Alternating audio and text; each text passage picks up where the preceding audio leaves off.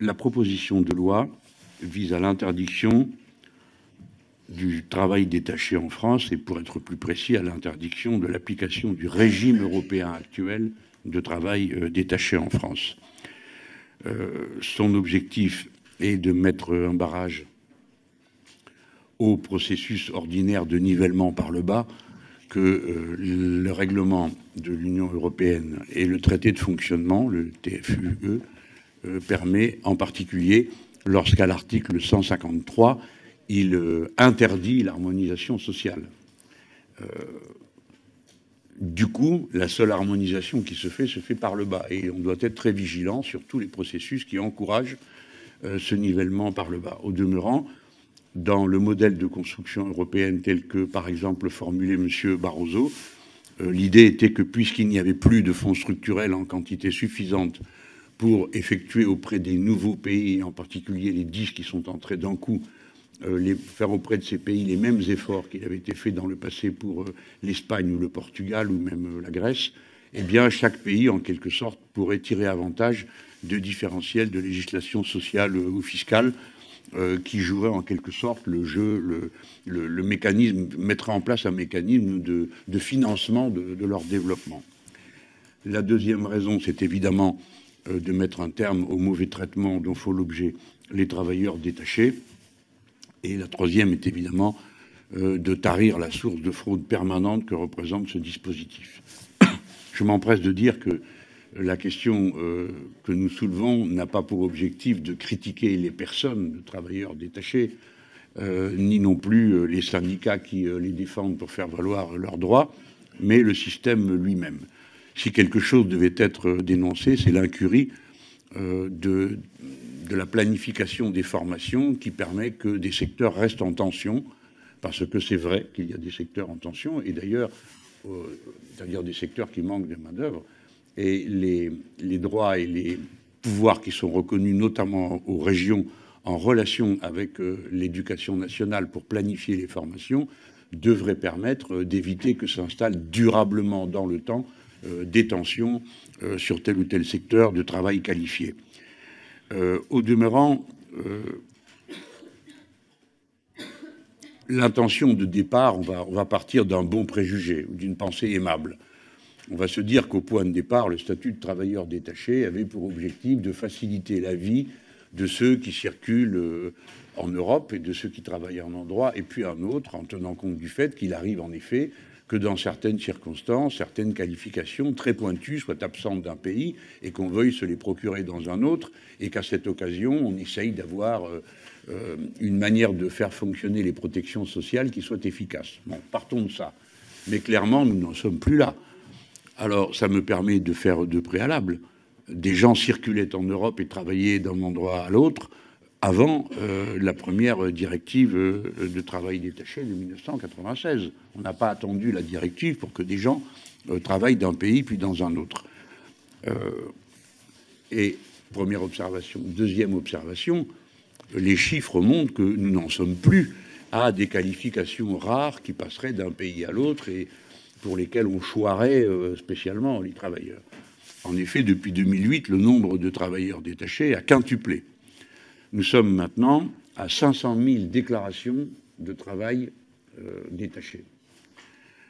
Je dis 500 000, 516 000 en réalité, et je mets de côté les 800 000 déclarations de travail détaché dans le transport routier, puisque, en toute hypothèse, ce secteur n'est pas inclus dans la nouvelle directive. 1,3 million de déclarations. Autant vous dire franchement que ça ne veut pas dire qu'il s'agit d'1,3 million de personnes, et ceci pour deux raisons. La première, c'est qu'on ne prend en compte que les déclarations de travail détaché. Il peut y avoir plusieurs déclarations pour une même personne qui viendrait être détachée à plusieurs reprises. On discutera le fait que c'est à la limite de la légalité, puisque il est prévu qu'il y a une durée maximum de travail détaché, et il en va des déclarations de travail détaché comme des CDD. Il y a une limite à leur utilisation. La deuxième raison pour laquelle nous ne pouvons pas conclure que 500 000 plus 800 000, 1,3 million, ce soit autant de travailleurs, c'est qu'il y a tous ceux qui font l'objet de fraude à la déclaration, c'est-à-dire qui sont des travailleurs détachés, mais ne sont pas déclarés comme tels. Mais le nombre des déclarations permet maintenant de savoir où sont les gens qui sont ainsi détachés. Et on les trouve dans des secteurs où on ne peut pas dire que le manque de main-d'œuvre soit crédible. Compte tenu du nombre de chômeurs que nous avons dans notre pays, il n'est pas vrai qu'on ne trouve pas les gens qu'on ne trouverait pas les gens pour accomplir ces tâches. Au demeurant, les déclarations font valoir des faibles niveaux de qualification. Je ne le dis pas pour déjuger le travail qui est accompli par ces personnes, parce que tout travail contient une qualification, on le sait bien, quand on dit faible niveau de qualification, ça ne veut pas dire pas de qualification. Le travail sans qualification n'existe pas. Nous sommes sur des déclarations de faible niveau, mais là encore, nous ne sommes pas capables d'apprécier la vérité de la déclaration, car c'est un usage qui a été repéré à de très nombreuses occasions, que des gens sont déclarés comme de faibles qualifications et payés au SMIC, alors qu'en réalité, il s'agit de gens plus qualifiés, mais qui, même déclarés à ce niveau de revenus, ont un intérêt personnel à venir y travailler, parce que ça représente plus que ce qu'ils gagneraient dans leur pays d'origine pour ce même travail qualifié. Ce que je viens de vous dire vous décrit donc à la fois un phénomène ample et un phénomène mal connu, puisque les outils pour l'apprécier finement, nous n'en disposons pas encore à cette heure. En attendant, ce qui est certain, c'est que nous ne sommes plus en phase d'un dispositif pour parer à des manques occasionnels, circonstanciés de main-d'œuvre qualifiée. On a le sentiment, attesté par certaines fraudes découvertes, qu'il s'agit au contraire d'une manière de contourner les législations de chaque pays. La dernière modification de la directive a pu apparaître plus favorable, dans la mesure où elle oblige, elle n'est pas encore adoptée, je voudrais que les collègues le sachent, hein, parce que nous parlons de quelque chose, quand on parle de cette modification de la directive, qui n'existe pas encore. Au demeurant, 2 pays ont présenté un recours contre la nouvelle directive, hein, donc on n'est pas du tout sûr que cette nouvelle directive s'applique. En attendant, elle est apparue à un certain nombre de gens comme plus favorable dans la mesure où elle ordonnait les mêmes rémunérations pour les mêmes niveaux, pour le même travail, on va dire, hein, pour le même travail, mais pour les mêmes niveaux de qualification. Ce que je viens de dire il y a un instant vous montre que c'est un concept assez relatif, parce que si on déclare des gens à un niveau de qualification pour les payer d'une manière et qu'ils exercent autre chose, on n'est pas tout à fait dans l'égalité. Mais admettons même ce point. Il n'empêche que le point névralgique, c'est que le paiement des cotisations sociales et des autres avantages conquêtes qui vont avec ces avantages sociaux ne sont pas inclus, comme par exemple les primes d'hébergement, de transport, de nourriture, etc., qui toutes relèvent des régimes sociaux, ne sont pas pris en compte par cette égalité de traitement réclamée facialement par la nouvelle directive. Et de toute façon, les cotisations sociales ne sont pas prévues. Alors évidemment, c'est là que se fait la distorsion et la concurrence déloyale, parce que évidemment qu'un salarié dont on soustrait du salaire la part des cotisations sociales coûte moins cher à l'emploi.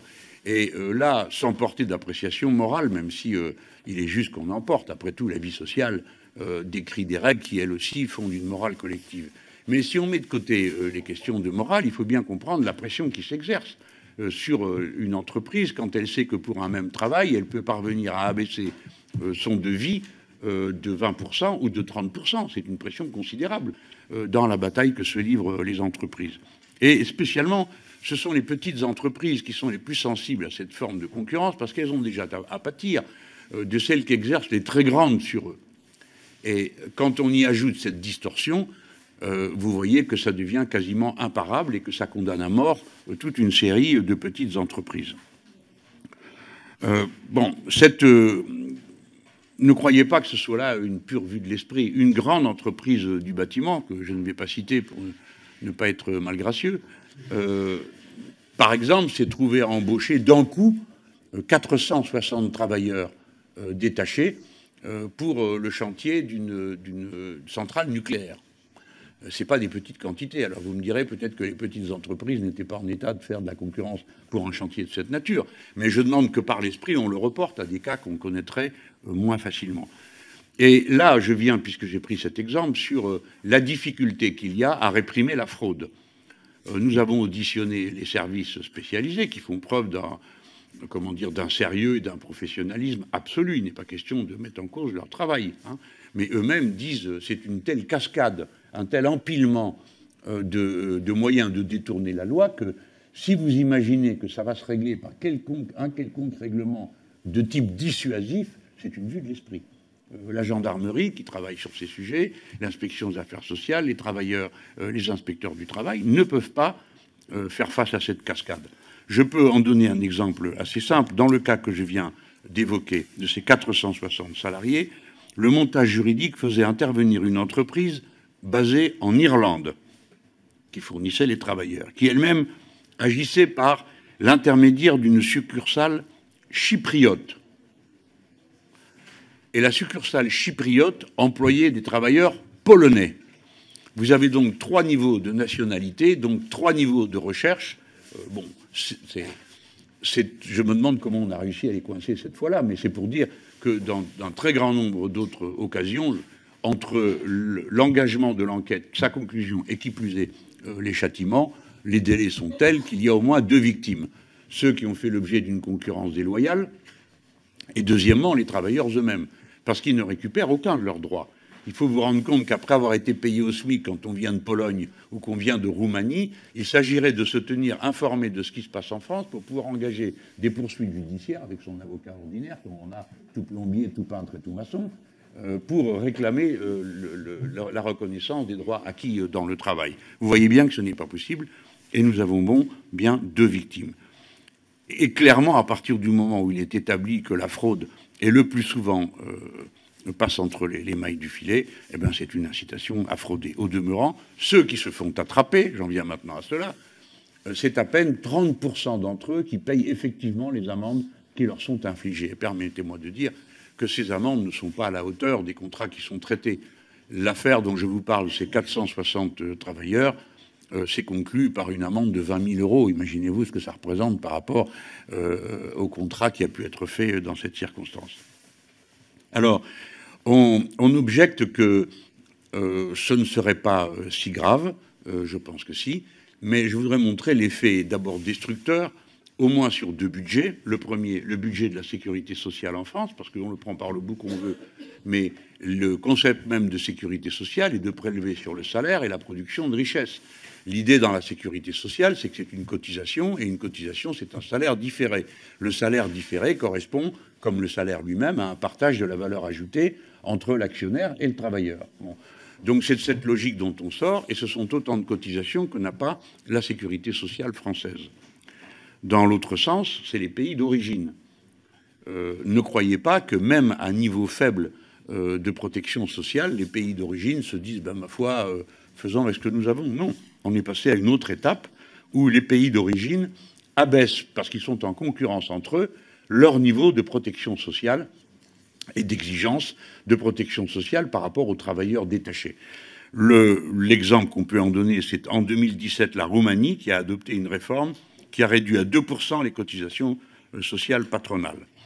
Ou bien la Bulgarie en 2018 qui a supprimé de sa législation tout barème minimal concernant les indemnités de transport, de nourriture et d'hébergement. Donc d'une part, vous devez leur courir derrière, vous rendre compte qu'il y a quelque chose qui n'est pas fait, que les cotisations ne sont pas payées, puis une fois que vous y êtes, on vous dit, écoutez, vous courez après rien, parce qu'ici on a tout annulé, ça n'existe plus, et on n'a pas envie de créer des difficultés à ces employeurs. Je termine en disant que dans ce cas précis, on observe une nouvelle dérive par-dessus les 2 que je viens de vous décrire, c'est l'existence de sociétés dites d'intérim qui sont basées à l'étranger et qui peuvent parfois embaucher des travailleurs du pays dans lequel se fait le travail. Et c'est comme ça qu'on retrouve des travailleurs français vivant en France et travaillant sous le statut de travailleurs détachés.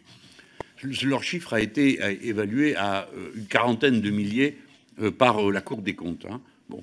Donc là, on arrive à un niveau de fraude et de concurrence déloyale absolue, parce que là, nous parlons bien, voyez-vous, du travailleur de telle zone, de tel endroit en France, qui peuvent être sur des petits chantiers. Et il n'y a aucune obligation que ce soit ainsi. On me donne l'exemple d'une entreprise de l'Ariège qui embauche des travailleurs détachés sous le régime des travailleurs français. Donc il n'y a pas d'obligation de tricher, ce n'est pas vrai. Et des entreprises ont à cœur de ne pas tricher et de faire les choses dans les règles. Alors, ce régime de travailleurs détachés tel qu'il est conçu, il nous met dans une situation assez étrange, parce que nous autres, les Français, nous avons signé les conventions de l'OIT, de l'Organisation internationale du travail. On les a pratiquement toutes signées. On est un pays assez avancé, respectueux du droit international en matière de travail. Or, cette convention de l'OIT, c'est la convention numéro 97, et c'est son article 6, elle dit que tout le monde doit être traité de la même manière, et pour l'ensemble des droits acquis par les travailleurs, que ce soit les niveaux de rémunération et les cotisations et les droits sociaux. Ceci est écrit en toutes lettres dans la convention que nous avons signée. Par conséquent, il ne peut pas être question qu'il y ait des droits sociaux différents pour des travailleurs qui sont attelés à la même tâche, dans la même entreprise et dans le même pays. Nous sommes donc en contradiction avec le droit international. Nous ne sommes pas le seul pays d'Europe qui serait dans cette situation, il y en a 7 autres. Et il est assez étrange que la Commission ait exercé des pressions et fait savoir à certains pays qu'il ne serait pas bon qu'ils signent la dite convention. Vous savez que souvent l'Union européenne, quand des pays arrivent, on leur fait signer toutes les autres conventions que les pays européens signent. Mais là, c'est l'inverse. La Commission européenne est sur le retrait en disant « Écoutez, vous ne pouvez pas signer ça parce que sinon ça vous crée des obligations qu'on va vous demander de ne pas respecter ensuite. » Alors, ça, c'est le premier aspect. Le deuxième aspect, du droit international que la nouvelle convention, comme l'ancienne, nous demande de ne pas respecter, c'est même le socle social. Vous savez que, la Charte des droits sociaux. Vous savez qu'à Göteborg, l'année dernière, a été voté un socle social. Je ne sais pas pourquoi tous ces gens ont éprouvé le besoin de réécrire ce qui avait été parfaitement bien écrit en 1989 dans la Charte des droits sociaux de Strasbourg. Et celle-ci prévoit explicitement la même chose, c'est-à-dire que tous les droits sociaux doivent être reconnus aux travailleurs et appliqués à chacun d'entre eux. Voilà toutes les raisons qui conduisent à dire qu'il faut cette fois-ci taper du poing sur la table et envoyer un signal que la France fait partie des rares pays capables de le faire, parce que sa puissance et la puissance de son économie, le recours qu'elle fait au travail détaché, nous sommes un des pays qui y fait le plus recours, avec la Belgique, permet d'afficher des intentions et de les voir respectées par tout le monde dans des conditions qui favorisent l'égalité de traitement sur notre sol et l'idée que nous faisons des droits sociaux. C'est la raison pour laquelle notre proposition de loi termine par un troisième article qui donne mandat à la France de renégocier et d'exiger en quelque sorte un opt-out, comme l'ont fait à plusieurs reprises d'autres pays européens sur le droit social. On se rappelle que les Anglais avaient obtenu un opt-out sur la durée maximale du temps de travail, parce qu'ils trouvaient que 48 heures, c'était pas assez dans une semaine et qu'on pouvait faire travailler les gens davantage. Donc ils ont demandé opt-out, ils sont sortis. Donc le troisième article pousse à cette rediscussion que la grande puissance que nous sommes est en état d'obtenir. Ce n'est pas la seule disposition pour laquelle je voudrais attirer votre attention, à part celle de l'interdiction. C'est que nous imaginons une clause du mieux-disant social. C'est-à-dire que si quelqu'un vient travailler chez nous, qui a un contrat de travail de travailleur détaché en formule normale, ou simplement vient travailler chez nous et se voit appliquer le droit français, on créerait une clause qui permettrait, dans le cas où le droit social est meilleur dans son pays d'origine, que ce soit ce droit qui s'applique. De la sorte, on voit que ce n'est pas une loi, ce n'est pas une proposition de loi dont l'objet est d'interrompre la libre circulation des travailleurs ou la mise en valeur de leurs qualifications lorsque celles-ci sont rares et que c'est une occasion d'avoir une bonne paye grâce à une bonne qualification. C'est le contraire. Voilà les arguments essentiels que je veux faire valoir devant vous pour défendre notre proposition, dans un moment où je crois qu'il faut donner un signal d'une volonté de retour de la force du droit social. Voyez-vous, j'ai été très alarmé de ce socle, parce que pour la première fois, on a vu disparaître des choses qui étaient au départ dans les textes fondateurs de l'Union européenne, comme l'idée que la réduction du temps de travail était un objectif de tous les États européens. Ça a disparu du socle.